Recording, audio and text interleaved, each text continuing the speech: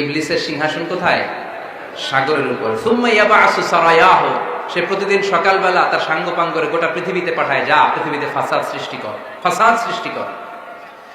ইবলিস যখন সাঙ্গপাঙ্গদেরকে গোটা পৃথিবীতে ছড়িয়ে দেয়, সারাদিন ধোঁকা দেওয়ার পরে, ওয়াসওয়াসা দেওয়ার পরে রাত্রিবেলা ইবলিসের কাছে ফিরে আসে, এসে বলে, ও ইবলিস, আমি আজকে আল্লাহর বান্দাদেরকে দিয়ে মিথ্যা কথা বলিয়েছি। ইবলিস বলে, এটা তো কোনো ব্যাপারই না, এগুলাই তো তোদের কাজ।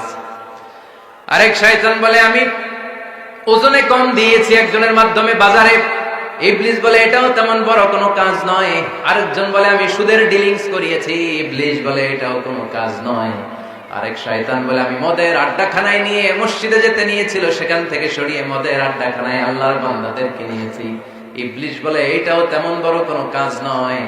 আরেক শয়তান এসে বলে, মা তারাকতুহু হাত্তা ফাররাকতু বাইনাহু ওয়া বাইনা ইমরাআতিহি, আমি এক আল্লাহর বান্দার সাথে বান্দির ঝগড়া লাগিয়ে ঝগড়া করাতে করাতে তালাক পর্যন্ত নিয়ে গিয়েছি। মা তারাকতুহু হাত্তা ফাররাকতু বাইনাহু ওয়া বাইনা ইমরাআতিহি, আমি এক ইমানদার পরিবারকে ধ্বংসের শেষ প্রান্তে নিয়ে গিয়েছি। সামান্য ঝগড়ার পরে আমি ওয়াসওয়াসা দিতে দিতে ঝগড়া বাড়াতে বাড়াতে তালাক পর্যন্ত নিয়েছি। ইবলিস বলে, শাবাশ, তুই তো কাজের মতো কাজ করেছিস, আমার কাছে আয়, আমার কাঁধে ওঠ। ইবলিস তখন ওই শয়তানকে কাঁধে নিয়ে নাচতে শুরু করে। নাউজুবিল্লাহ পড়বেন না? এজন্য ইমানদারদের সংসার ভেঙে খান খান হোক, এটা হলে ইবলিস খুশি, আর ইমানদারের পরিবার টিকে থাকলে আমার আল্লাহ খুশি। আমরা কার খুশি চাই? এজন্য শয়তানরে খুশি হতে দেওয়া যাবে না। ইমানদারদের পরিবারগুলো ঝগড়ার মাধ্যমে ভেঙে যাক, সব সময় শয়তানের মিশন এটা। আর ইমানদারদের পরিবারগুলো টিকে থাক, এটা আমার আল্লাহ সব সময় চায়। সুবহানাল্লাহ পড়েন। এজন্য দৌলতপুরের ভাইরা ঝগড়া করবেন না। ঝগড়া কিন্তু নবী রাসূলদের পরিবারেও ছিল, আল্লাহ রাসূল সাল্লাল্লাহু আলাইহি ওয়াসাল্লামের পরিবারেও ঝগড়া ছিল। এটা স্বাভাবিক, দাম্পত্য জীবনের খুব সিম্পল ইস্যু। একজন রাগ করলে আরেকজন থেমে যাবে। পারবেন? কি হলো, পারবেন না? আল্লাহর হাবিব সাল্লাল্লাহু আলাইহি ওয়াসাল্লামের সাথে আম্মা জান আয়েশার ঝগড়া হতো। মজার একটা হাদিস শুনে, সহিহ বুখারীর হাদিস, মুসনাদ আহমদ ইবনে হাম্বল এসেছে এই হাদিসটা।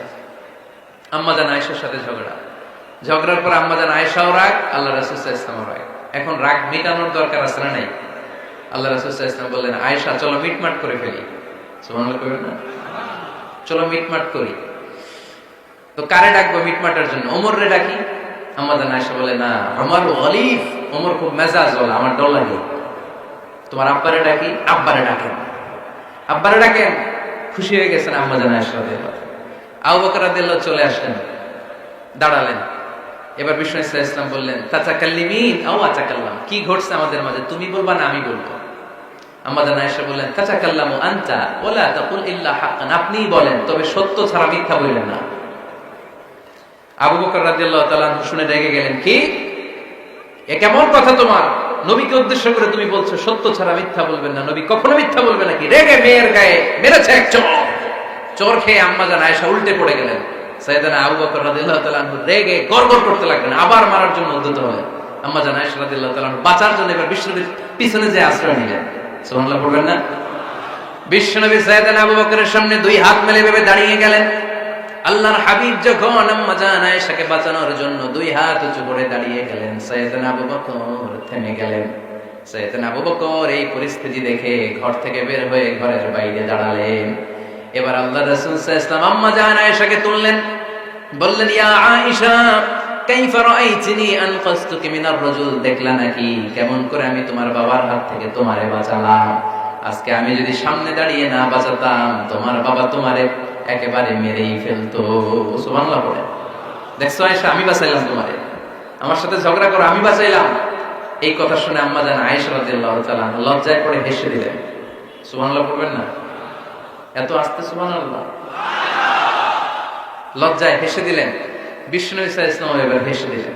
দুইজনের হাসাহাসি শুনে বাইরে থেকে আবু বকর রাদিয়াল্লাহু তাআলা হাসির আওয়াজ শুনে অবাক, কি রে এতক্ষণ যুদ্ধ, এখন আবার হাসি কেন? হাসে দেখার জন্য সাইয়েদনা আবু বকর রাদিয়াল্লাহু তাআলা ঘরের ভেতরে ঢুকলেন। ঢুকে দেখেন আম্মা জান আয়েশাও হাসে, বিশ্বনবীও হাসে। সাইয়েদনা আবু বকর হেসে দিলেন, আরশের উপর থেকে খুশি হয়ে গেলেন কে?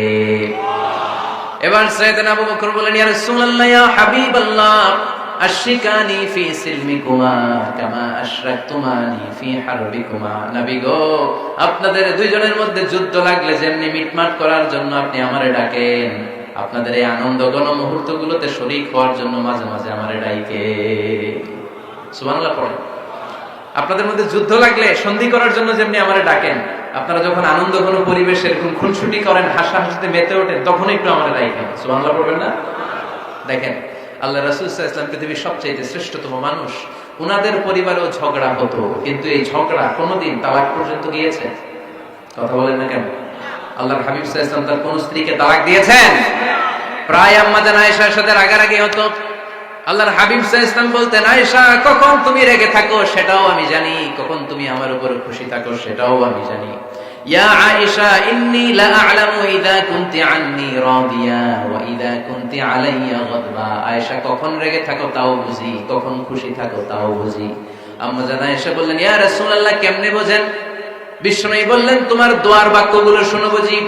যখন তুমি আমার উপরে খুশি থাকো তখন দোয়ার সময় তুমি এভাবে বলো, রব্বি মুহাম্মদ, ও মুহাম্মাদের রব, আপনি আমাদের সব গুনাহ মাফ করে দেন।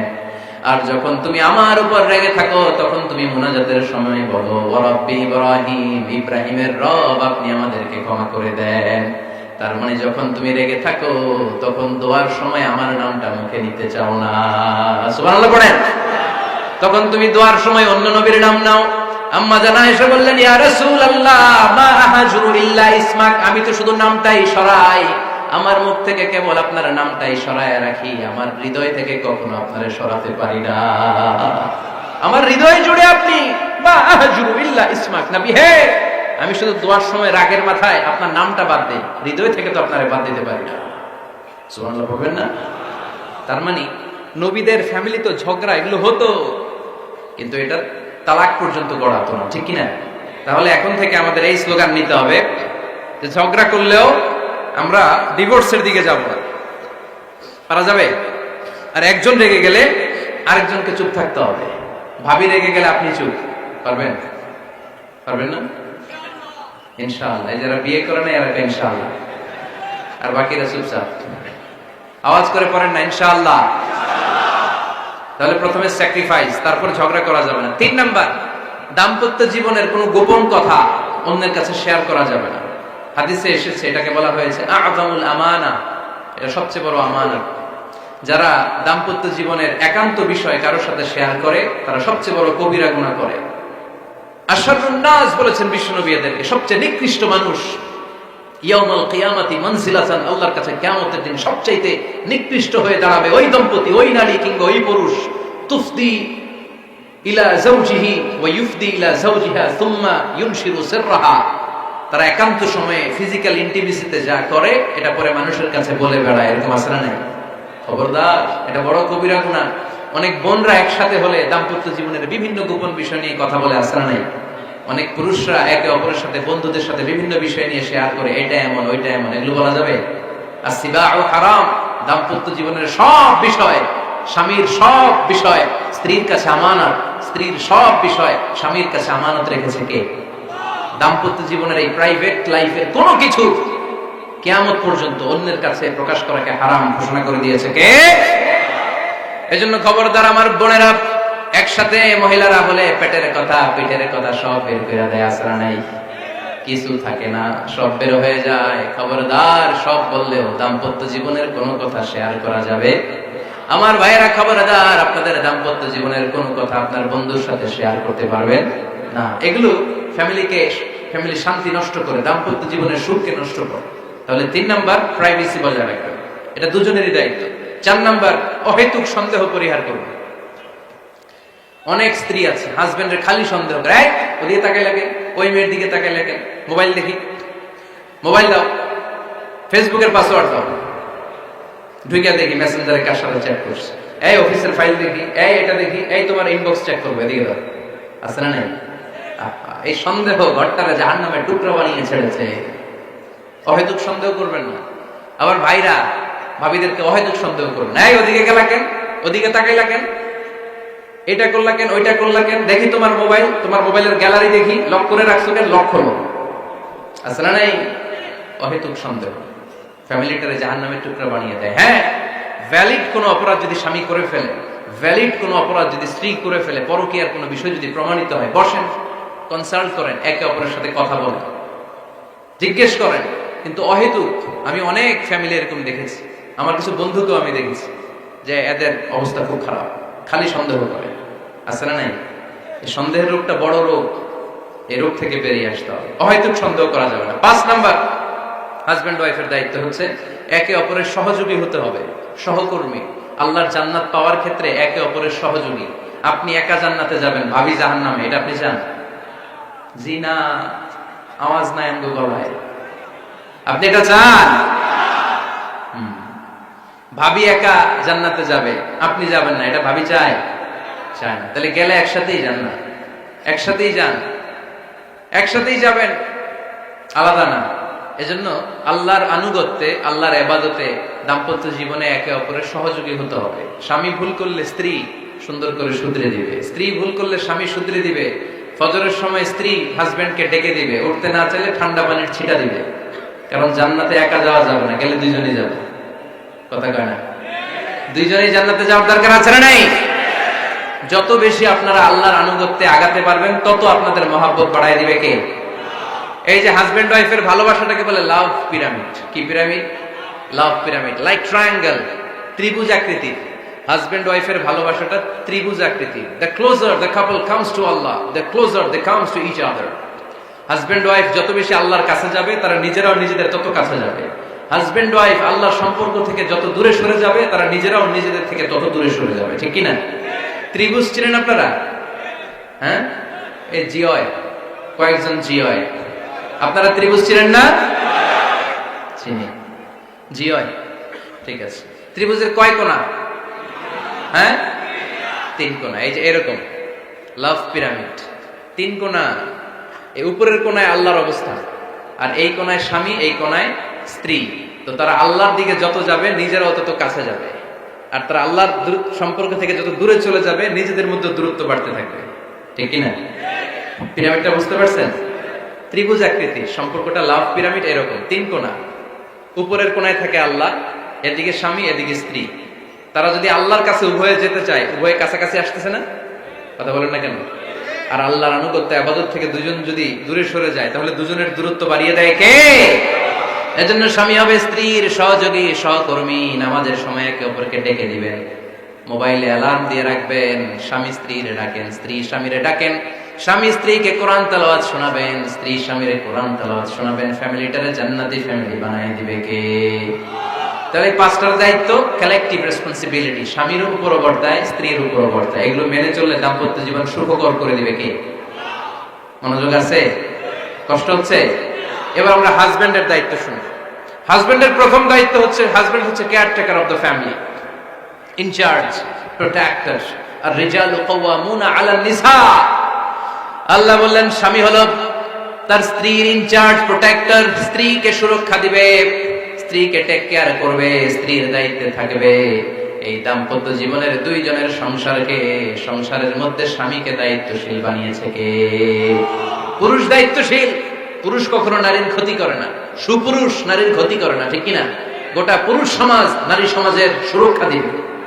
যেগুলো নারীকে একান্তে পেলে রেপ করে, যে ঢাকা বিশ্ববিদ্যালয়ে একটা রেপের ঘটনা ঘটছে না, যে এই বেয়াদবটা এই কাজ করেছে, এটা কি পুরুষ না কুপুরুষ? এটা কি সুপুরুষ না কুপুরুষ? সুপুরুষ নারীর প্রোটেকশন দেয়, নারীর টেক কেয়ার করে, তার ইনচার্জ, তার দায়িত্বশীল। দাম্পত্য জীবনে অর্থনৈতিক যত দায় দায়িত্ব আছে, সব আল্লাহ তাআলা পুরুষের কাঁধে দিয়েছে। কার কাঁধে? এই দাম্পত্য লাইফে নারীর কোন অর্থনৈতিক দায় দায়িত্ব নারীর কাঁধে আল্লাহ দেয় নাই। এজন্য সব অর্থনৈতিক দায়িত্ব পুরুষের ঘাড়ে। 4টা অর্থনৈতিক দায়িত্ব আছে। পুরুষ নারীকে মহারণা দিবে, পুরুষ নারীকে খাবারের ব্যবস্থা করবে, পুরুষ নারীকে পোশাকের ব্যবস্থা করবে, পুরুষ নারীর জন্য রেসিডেন্সিয়াল ব্যবস্থা করবে। ঠিক কিনা? ওয়াআতুন নিসাআ সাদকাতিহিন্না নিহলা ফাইন তিবনা লাকুম আন শাইইম মিনহু নাফসান ফাকুলুহু হানিআম মারিআ। সুবহানাল্লাহ পড়ে। সব স্বামীদেরকে আল্লাহ ডেকে বললেন, ও স্বামীরা শোনো শোনো, বিয়ের পর সাথে সাথে স্ত্রীর কাছে তুমি মোহরানা আদায় করে দাও। মোহর দেয়া নফল নাকি ফরজ? জোরে বলেন। তোমরা কি দাও? সিলটি পুলা, মহরণা দাও? হ্যাঁ, মহরণা দিতায় নাকি যৌতুক খাইতা? খিতা হতা? হ্যাঁ, কি দিব? মহরণা দিব। মহরণা দেয়াকে খরচ করেছে কে? আল্লাহ। তো মোহর দিতে টাকা লাগে না? এই টাকার দায়িত্ব পুরুষের ঘাড়ে দিছে কে? 2 নাম্বার দায়িত্ব, আলাল মাউলুদি লাহু রিজকুহুন্না ওয়া কিসওয়াতুহুন্না বিল মা'রুফ। স্বামী স্ত্রীর জন্য খাদ্যের ব্যবস্থা করবে, পোশাকের ব্যবস্থা করবে। 3 নাম্বার, ওয়াসকিনুহুন্না মিন হাইসু সাকানতুম মিন ওয়াজদিকুম। নিজের সামর্থ্যের মধ্যে থেকে স্ত্রীর জন্য রেসিডেন্সিয়াল একটা এরিয়ার ব্যবস্থা করে দিবে। সুবহানাল্লাহ। তাহলে অর্থনৈতিক দায়িত্বের মধ্যে 4টা: মহরানা দেয়া, মিলস খাবারের ব্যবস্থা করা, মানে ফুডিং এন্ড ক্লোথিং, পোশাকের ব্যবস্থা করা, সর্বশেষ রেসিডেন্সিয়াল ব্যবস্থা করা। এই যে অর্থনৈতিক সব দায়িত্ব, খরচ যেখানেই আছে সব দায়িত্বগুলো পুরুষের কাঁধে দিল কে? চিল্লায় বলেন কে? খরচের সবকিছু আল্লাহ তাআলা পুরুষের কাঁধে দিয়েছে। এটা হচ্ছে পুরুষের ফিনান্সিয়াল দায়িত্ব। এবার দাম্পত্য জীবনে পুরুষের নন ফিনান্সিয়াল কিছু দায়িত্ব আল্লাহ তাআলা দিয়েছে, এগুলো আমরা শুনবো। এদিকে ওঠাওটি করলেন কে কে দেখি? আটকান, এদেরকে আটকান। ধরেন ধরেন, এদেরকে ধরেন। হ্যাঁ, কি হয়েছে? শেষ করে দেব তো? খিতা হইতা? হ্যাঁ, জোরে মাতো। চলবে চলবে? হ্যাঁ, তাকবীর পরেন তো দেখি, যারা চলবে বলতেছেন লিল্লাহি তাকবীর।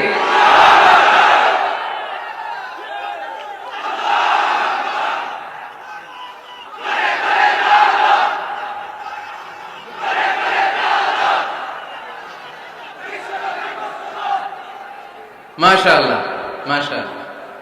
এবার দাম্পত্য জীবনে নন ফিনান্সিয়াল পুরুষের যে দায়িত্ব আছে সেটা আমরা শুনবো। 1 নাম্বার দায়িত্ব হচ্ছে স্বামীর উচিত স্ত্রীর সাথে ভালো আচরণ করা।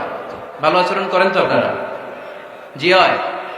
এই শুধু উনি করে, বাকিরা খিতা কর্তা, মারামারি কর্তা নেই, খিতা কর্তা। হ্যাঁ, সালাম দিবেন, স্ত্রীকে কি দিবেন? আল্লাহ বললেন ওয়া আশিরুহুন্না বিল মা'রুফ। স্ত্রীর সাথে কোমল ভাষায়, ভালো শব্দে, ভালো বাক্যে ভালো কথা বলো।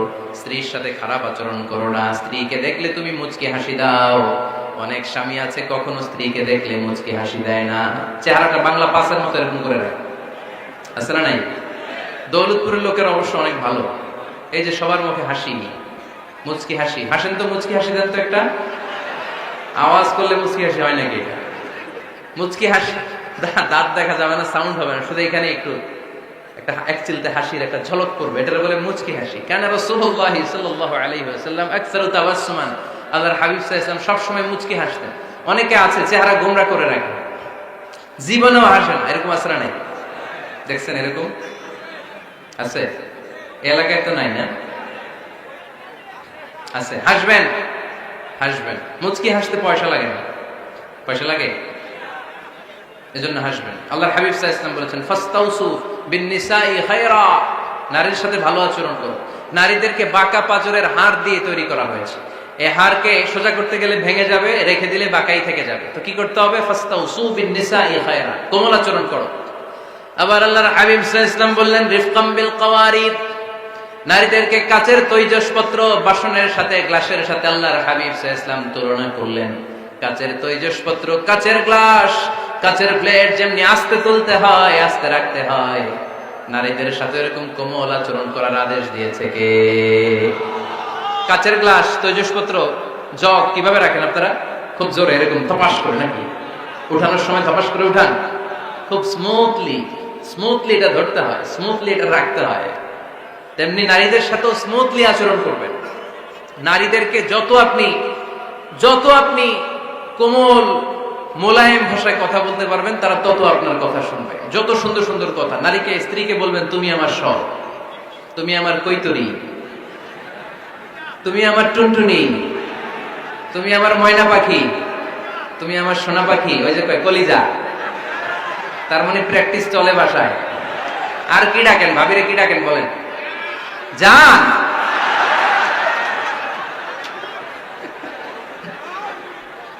জান ডাকেন। আর ভাবি কি ডাকে আপনাদেরকে? বাবু। কি ডাকে? বাবু ডাকে। আর কি ডাকে? হ্যাঁ, বেবি। পোলাপান কত দুষ্ট দেখছেন, বেবি ডাকে নাকি।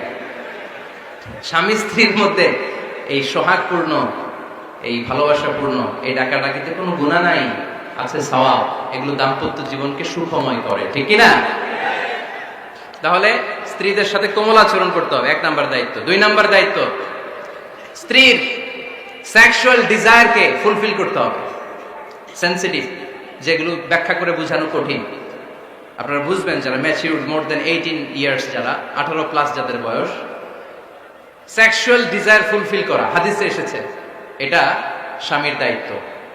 ফিজিক্যাল ইন্টিমেসির সময় নিজের ডিজায়ার ফুলফিল হলেই কুইট না করা, সময় দেয়া, এটা আবশ্যক। এই বিষয়েও প্রত্যেক স্বামীর খেয়াল রাখা দরকার। সংক্ষেপে শেষ করে দিলাম।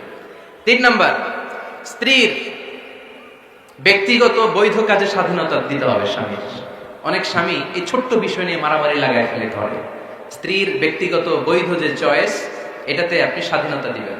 স্ত্রীর মনে চায় রান্না বান্না শিখতে, আপনি বললেন তুমি কম্পিউটার শিখো, কিলাকিলি আছে না নাই? স্ত্রীর মনে চায় কাঁথা সেলাই শিখতে, নকশি কাঁথা, আপনি বললেন না তুমি ল্যাঙ্গুয়েজ শিখো, ঝামেলা আছে না নাই?